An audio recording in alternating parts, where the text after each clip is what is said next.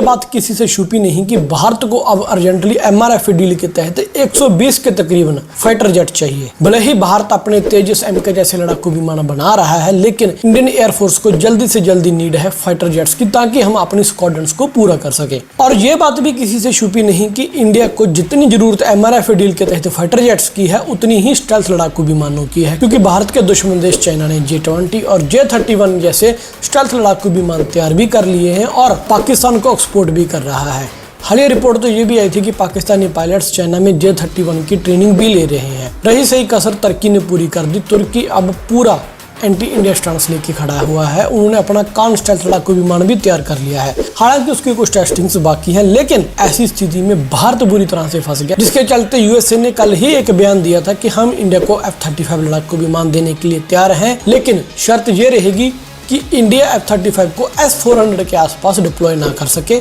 बात उनकी भी कहीं ना कहीं सही है, क्योंकि S-400 रशिया का है और यूएसए का F-35 आपस में अगर क्लैश होंगे तो जो उनकी टेक्नोलॉजी है वो कॉम्प्रोमाइज हो सकती है। जैसे ही यूएसए ने इंडिया को ये ऑफर दिया, साथ के साथ रशिया की तरफ से इंडिया के लिए एक ऑफर ऐसा आया जिसको हम नजरअंदाज कतई नहीं कर सकते। रशिया ने Su-57 नाम का स्टेल्थ लड़ाकू विमान बना रखा है, हालांकि वो पूरी तरह से स्टेल्थ नहीं। अब इसका एक और अपग्रेडेड वर्जन Su-75 चेकमेट नाम का लड़ाकू विमान रशिया तैयार कर रहा है, जो कि पूरी तरह से स्टेल्थ होगा, लेकिन अभी वो प्रोडक्शन रेंज में है। अब उसके लिए रशिया को चाहिए भारत की हेल्प। एक तरफ भारत अपना MK बना ही रहा है, लेकिन रशिया का ऑफर हम इग्नोर नहीं कर सकते। रशिया ने अपने ऑफर में कहा है कि हम भारत को Su-75 की फुल टेक्नोलॉजी ट्रांसफर करेंगे, मतलब कि स्टेल्थ टेक्नोलॉजी भारत के पास आना। दूसरा, भारत के पास राइट होंगे कि भारत इंडिया में ही Su-75 चेकमेट बनाएगा भी और दूसरे देशों को वो बेच भी सकेगा। लेकिन रशिया ऐसा क्यों कर रहा है? क्योंकि रशिया के पास एक तो सप्लाई चेन की दिक्कत आ रही है, उसके ऊपर इतने सैंक्शंस लग चुके हैं,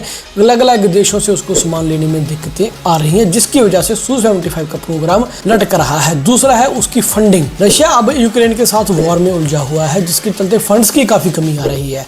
अगर भारत Su-75 को डेवलप करेगा उसके साथ मिलकर, तो उसको फंड्स भी मिलेंगे और भारत ऑलरेडी MK के ऊपर काम कर रहा है, उसके चलते हायर टेक्नोलॉजी भी उसके ऊपर इंटीग्रेट कर सकेगा। लेकिन क्या भारत को Su-75 चेकमेट लेना चाहिए? मेरे ख्याल में इस ऑफर को हम इग्नोर नहीं कर सकते। अगर फुल टेक्नोलॉजी ट्रांसफर हो रहा है तो जो MK के लिए हमारे पास दिक्कतें आ रही हैं, हम उससे MK में फुलफिल कर सकते हैं। MK के लिए भी एक खास रिपोर्ट आ रही है। भले ही हमारा MK डिले हो रहा है दोस्तों, लेकिन MK में हम ऐसे ऐसे फीचर भी और इंटीग्रेट करते जा रहे हैं ताकि फ्यूचर में आने वाले विमानों के साथ आज बन रहा MK कम्पीट कर सके। जापान ने भी ऑफर दिया है कि जापान MK प्रोग्राम में शामिल होना चाहता है, लेकिन यहाँ पे हम बात करेंगे सिर्फ Su-75 वर्सेस F-35 की। क्या हमें Su-75 लेना चाहिए? सस्ता है, भारत में टेक्नोलॉजी ट्रांसफर होगा, भारत में बनेगा भी, भारत एक्सपोर्ट भी कर सकेगा। ऑलरेडी हम इतने सारे रशियन वेपन्स एयरक्राफ्ट यूज कर सकते हैं, लेकिन उसके बीच कुछ दिक्कतें आएंगी कि हमें Su-75 बिल्ड करना होगा। वो पूरी तरह से स्टेल्थ नहीं हुआ, हम वही चीज MK के लिए कॉम्प्रोमाइज कर रहे हैं, वहीं हम स्ट्रगल कर रहे हैं।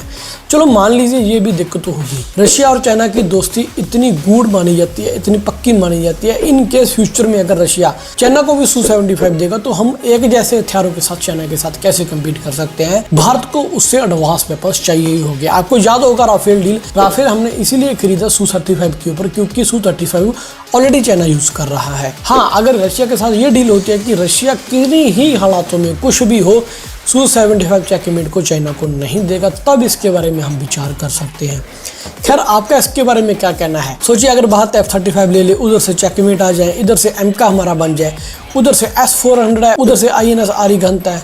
दोस्तों, इतना लिथल कॉम्बिनेशन हमारी सेनाओं का बनेगा जिसको कोई कम्पीट नहीं कर सकेगा। हमारी वायुसेना, हमारी नेवी इतनी स्ट्रांग बन जाएगी, जो हमारे सामने चाइना और पाकिस्तान का थ्रेट आ रहा है, एक नया थ्रेट बांग्लादेश हमारे लिए पैदा हो गया है, उसको हम 2 फ्रंट नहीं, हम 3 फ्रंट वॉर के लिए प्रिपेयर हो सकते हैं।